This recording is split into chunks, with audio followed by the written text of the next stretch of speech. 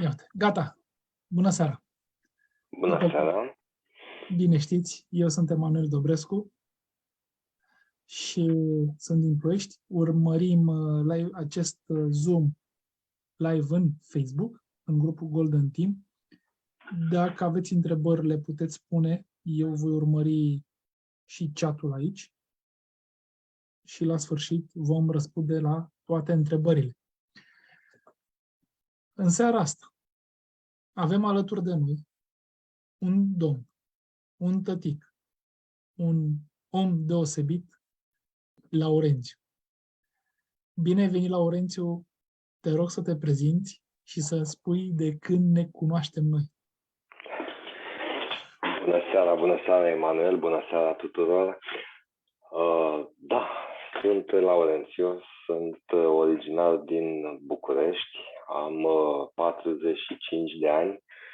De 3 ani jumate aproximativ ne-am mutat împreună cu familia lângă Timișoara. Am făcut o ruptură strategică pentru viața noastră. A fost foarte bine că am făcut acest pas, neștiind ce va urma. Ce a urmat a fost această minunată pandemie. Mă bucur că suntem alături de familie, alături de cei 2 copii, o fetiță de 8 ani și un băiat care poi mâine va face 4 ani. Wow! Toată lumea de aici care te urmăresc iorează la mulți ani, multă sănătate, multe bucurii. Nu mai stăm la bloc și stăm la casă și mă bucur deosebit că nu mi-au mâncat pereții. Dacă eram la București 1 an și ceva la etajul 9, sigur în 2 camere, 4 persoane, era un haos, așa. Am făcut modificarea. Bun. Am terminat facultatea de geografie și în momentul acesta sunt administrator la o firmă în agricultură, la niște sere bio și îmi face mare plăcere ceea ce fac, e ceva nou pentru mine și orice provocare aduce pentru fiecare ceva nou.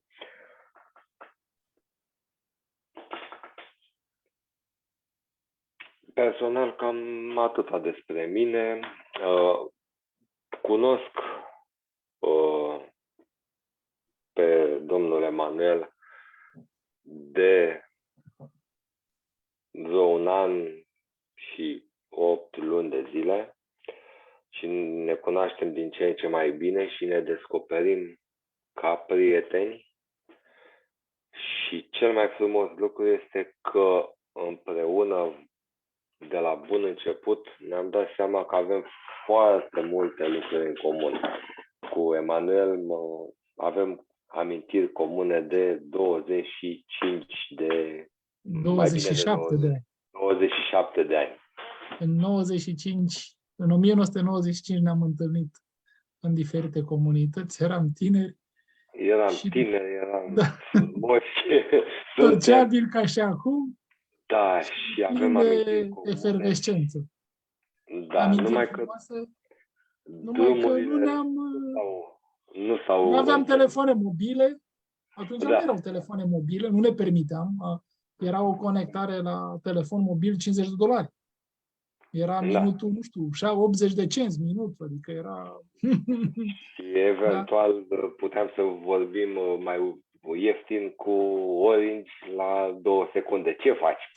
Atunci nu erau. S-au implementat mai târziu, prin 97, 98, dar 95 nu erau decât telefoane cu fise, telefoane fixe, mulți copii nici nu știu despre ce vorbim. Și de aceea nu am mai păstrat legătura. Eu eram din Ploiești, Laurențiu din București și pur și simplu n-am mai putut comunica, dar ne-am reîntâlnit acum aproximativ 2 ani în online. Da. Nu aveam telefoane, atunci aveam scrisori Bine, mai existau variantele tradiționale cu porumbel, dar nu le-am pus în practică și nici cu fum, cum se făceau în Jurassic sau în Cretacic. Nu este mai încoace. Bun. Acum 1 an și 8 luni, fiind în situația de criză cu COVID,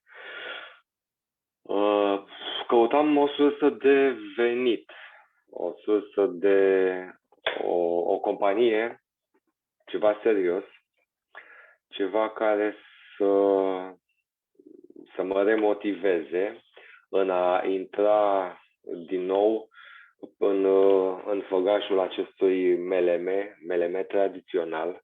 De ce spun MLM tradițional? O să explice Emanuel un pic mai târziu. Un MLM cu tradiție, pentru că cum au fost conjuncturile la mine în familie, neavând decât mamă, tată, a ieșit mama la pensie în 90, imediat după Revoluție, a trebuit încă de pe băncile liceului să îmi procur niște bănuți. Și de atunci, din 1996, am luat contact cu o companie, una din primele companii intrate în România, Oriflame.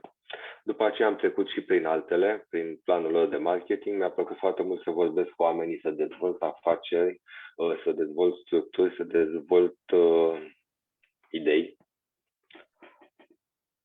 Dar, cum se învăț astfel, niciodată nu ne dăm seama. Au fost rupturi și sunt cele mai periculoase.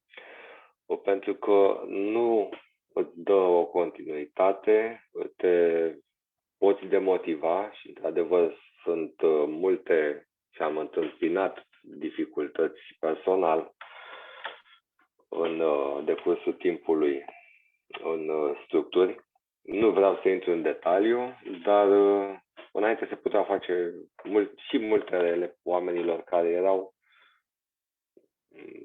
mici, novici,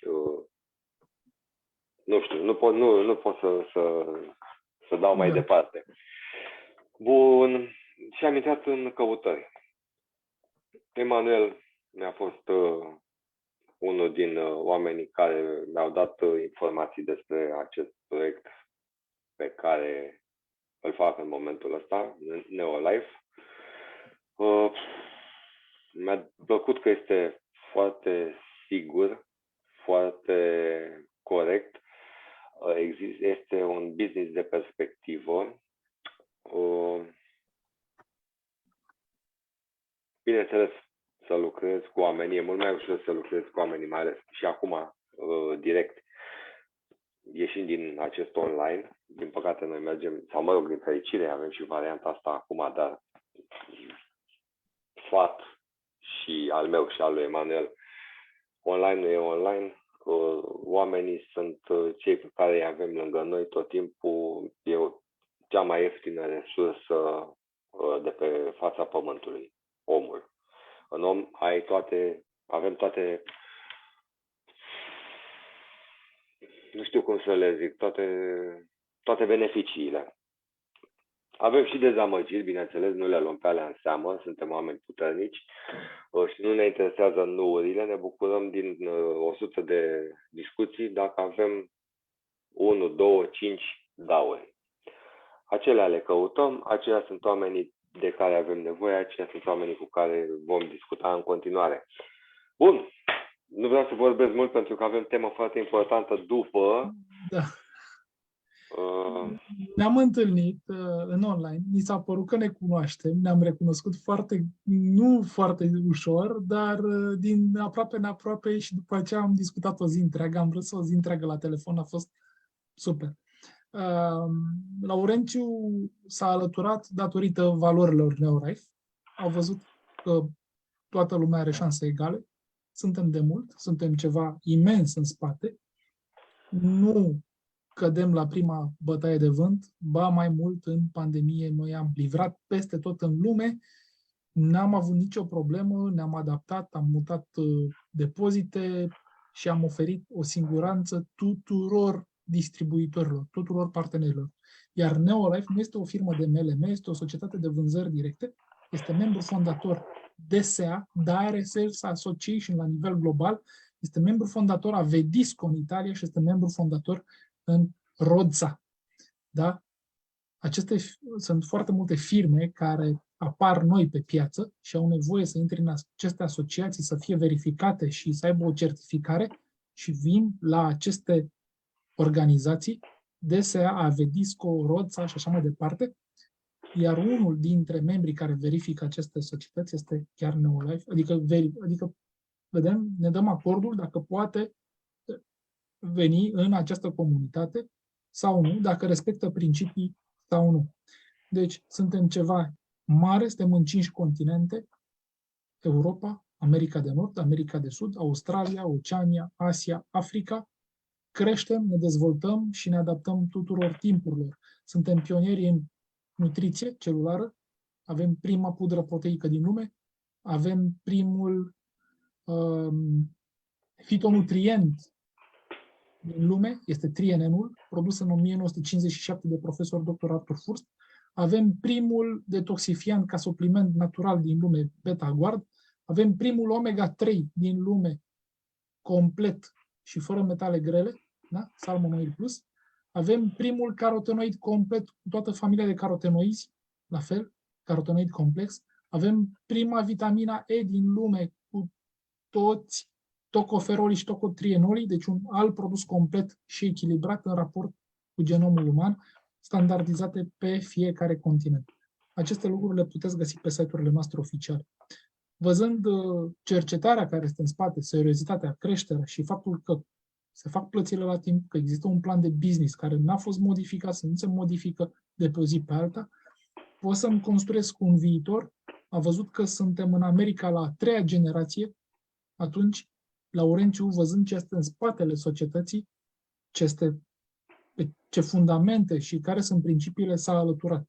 Aceste discuții nu au fost de pe o zi pe alta, a zis da, a durat a studiat cel puțin 2-3 săptămâni, a folosit câteva produse, a văzut că, într-adevăr, calitatea este peste așteptări, nu? Ai făcut și câteva demonstrații și ai făcut câteva filmări cu așa ceva și ți-ai dat seama că sunt mult mai ieftine decât ceea ce foloseai până acum. Și te-ai alăturat pentru că sunt mai ieftine, sunt mai bune, poți să dezvolți o activitate la nivel global, așa este? Da. Fără restricții. Și pe lângă ce am spus inițial și ai spus tu și le-ai sistematizat foarte bine, în mod intenționat am lăsat deoparte produsul. Am vorbit de firmă, dar am ajuns și ai aruncat acum despre produse. Un produs trebuie să vorbească singur. Un produs trebuie să-l ai în casă ca să te folosești de el, să te bucuri de el și să-și facă treaba.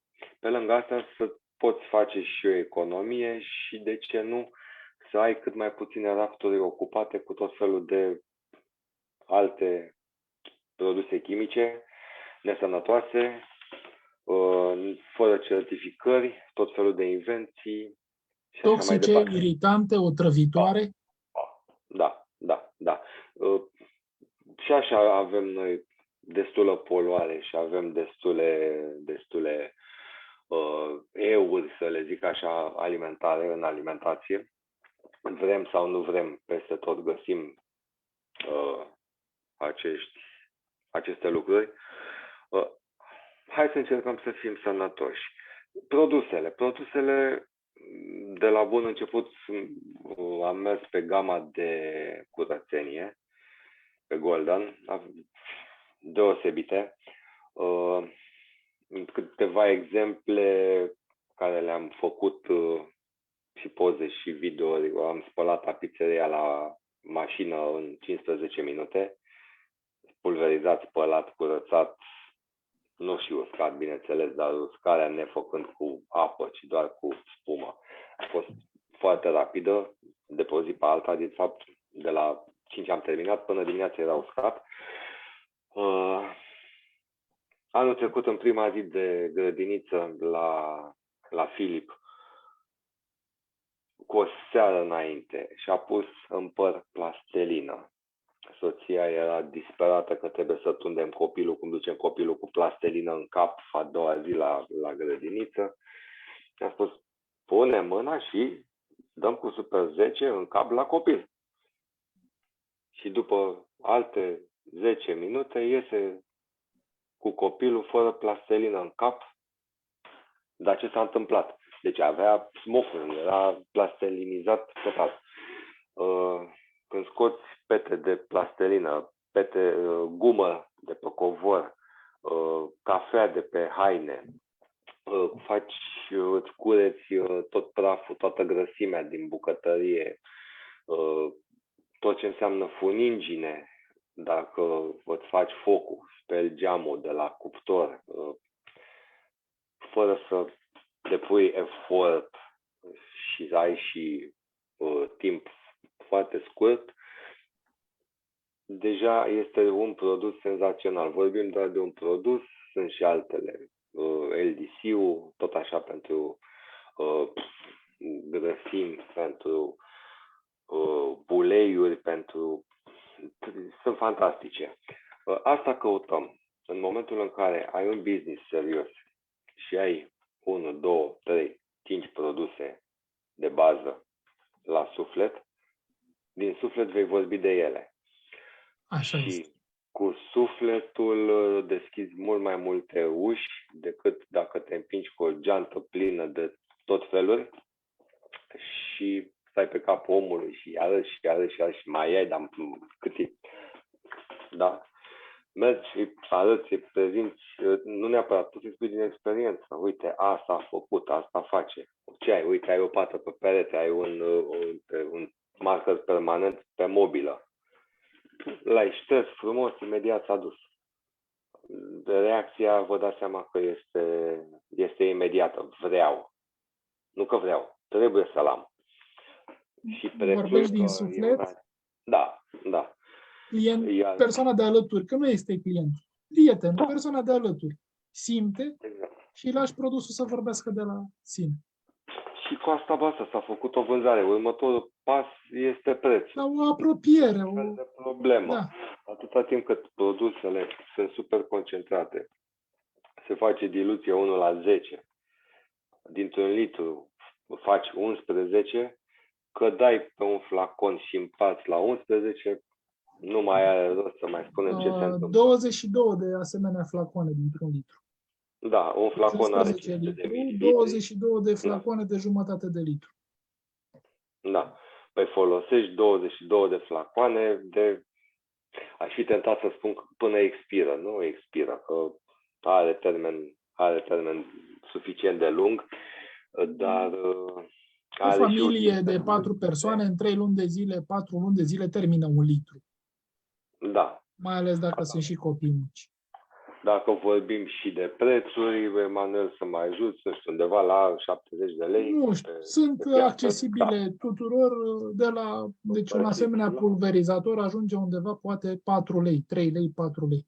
Deci cu 3-4 lei nu găsești nici cel mai prost produs de curățenie. Da. Deci ai toate aturile la îndemână cât să prezinți un produs bun, ieftin, compact, nu să spun ieftin, când spun ieftin, atenție mare, atunci am intrat de comparație cu cineva. Dar când spun accesibil tuturor, oricine își poate permite așa ceva și să înlocuiască tot ce înseamnă toxic. Când alte produse sunt de 7 ori până la 20 de ori mai scumpe.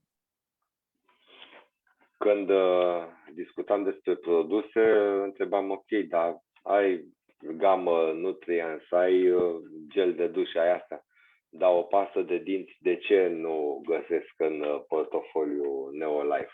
Dar nu e nicio problemă. Ia LDC și se rezolvă situația. O mărturie a unei prietene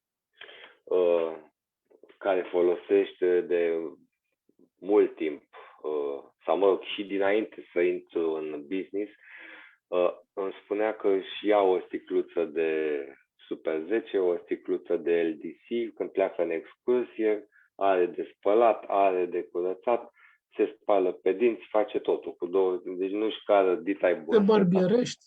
Te bărbierești, așa, super, am uitat. Deci, multifuncțional, ceea ce ne trebuie. Pentru bărbierit eu folosesc gelul de duș. Și lasă pielea catifelată plusă că o hrănești. E... Senzația care o ai după ce folosești gelul de Da. duș este senzație, e chiar senzație. Și un gel de duș, 4 persoane, o lună, aproape 2 luni de zile. De ce să căutăm, de ce să căutăm o companie care îți oferă atât de multe lucruri și unde ai ceva simplu, concret, la obiect, cu tradiție sigur. și sigur. Da. Da. Și fiscal. Și tot. Deci e beton. Certificat, avize, certificate de conformitate, tot. Și plus posibilitate de business. De ce? Pentru că avem până la... Eu aici am bidoane de 10 litri, nu mai cumpăr la 1 litru, pentru că împart cu familia. Când iau la 10 litri, iau cu 30% reducere per litru. Și atunci, având până la 100 de litri, poți lucra și cu societăți, să faci rulaje din ce în ce mai mari. Rulând produsul înseamnă și comisioane și posibilitatea de business. Practic, este o afacere simplă, te adresezi nevoilor de bază ale omului, fără să schimbi obiceiurile și poți să recomanzi în întreaga lume. Și no limit. Te poți duce să vinzi până la persoane juridice, instituții publice, având facturare și tot. Deci, oriunde. Totul legal, cu avize, cu certificat de conformitate, cu avize însoțirea mărfii, factură, chitanță, tot ce trebuie. Asta înseamnă ceva serios și sigur. Acum, ne-ai spus experiența ta cu Neolife. Momentan, a fost o perioadă în care ai avut o fluctuație și cu jobul, cu serviciu și niște lucruri nesigure în viața ta, dar de săptămâna asta începem puternic și să dezvoltăm o comunitate de tătici. Și de ce o comunitate de tătici? Simplu. Mi-am dat seama, urmărind foarte multe persoane pe TikTok, pe Facebook, oamenii pleacă de acasă. Tăticii pleacă în Germania, Austria, în alte țări, sau sunt plecați foarte mult timp de acasă și pierd cel mai prețios lucru, timpul. Copilul este mic și îl văd când devine mare. Și toată această perioadă de creștere nu poți să o mai dai înapoi, nu poți să recuperezi. Așa cu Neolife, poți să lucrezi de acasă, poți să-ți vezi copilul când crește, poți să-i dai o viziune, poți să-i dai o educație, poți să te joci cu el.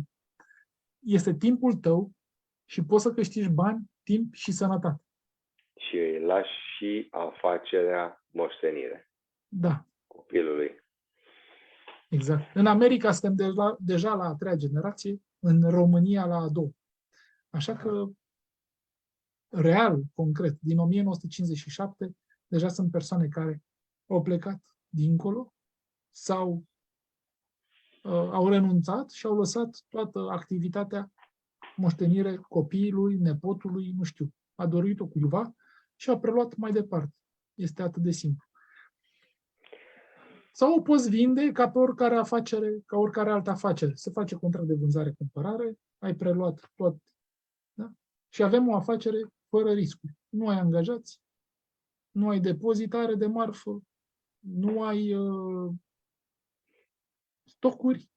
Da? Dacă ai o valoare de societatea îți oferă transport gratuit, mai multe avantaje și astfel, din ceea ce facem noi, putem să duplicăm, să dezvoltăm o afacere. Nu chiar am putea, chiar o facem. Așa că, hai la noi. Și te invit alături de Laurențiu, alături de Anișoara, alături de Andreea. Andreea are 19 ani și din Spania, mezina echipei, înregistrată de curând, alături de Lucica, alături de Maria Sana, alături de Andreea, o mămică cu 3 copii, alături de Daniela din Italia, de Florica, care s-a alăturat recent, și avem foarte multe persoane care au avut creștere și au creștere în continuare, cum este Andreea, cum este Francisca, cum este... mai sunt câteva, chiar și Cătălin, care este alături de noi și este din Olanda, un alt tătic sau viitor tătic, și tu imediat califici probabil manager sau senior manager, vedem până la sfârșitul lunii ce se întâmplă, deci avem creșteri și urmărim obiectivul, drumul spre director, care în momentul când ai ajuns la nivel de director, ai primit recunoașterea pe viață, lifetime. Așa că alături de Marian Capotă, care este un om deosebit, este unul din motoarele echipei noastre, un om care este plin de putere sufletească și a depășit foarte, foarte multe lucruri și face Neolife din scaunul cu rotile. Da. Mai avem, Roxana este alături de noi. Bravo, Roxana, a început luna aceasta. A fost zilele trecute, chiar data trecută am făcut un Zoom cu ea, felicitări. Crește.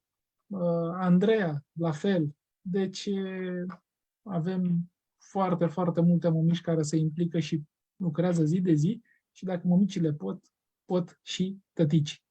Așa că bărbații sunt puternici și ei au leadership-ul sau poate fi dezvoltat, așa că haideți să fim aproape, să dezvoltăm și să lucrăm de acasă, de lângă copiii noștri, familia noastră și să împărțim valori cu prietenii. O seară frumoasă tuturor! Urmează o sesiune de business dedicată strict distribuitorilor. Dacă este cineva în Facebook care ne urmărește, ne poate pune întrebări până să închid sau aici în Zoom. Sau comentarii după, bineînțeles. În sesiunea de business și cine vrea se poate alătura, dar aici pe Zoom nu va mai fi transmis în direct pe Facebook.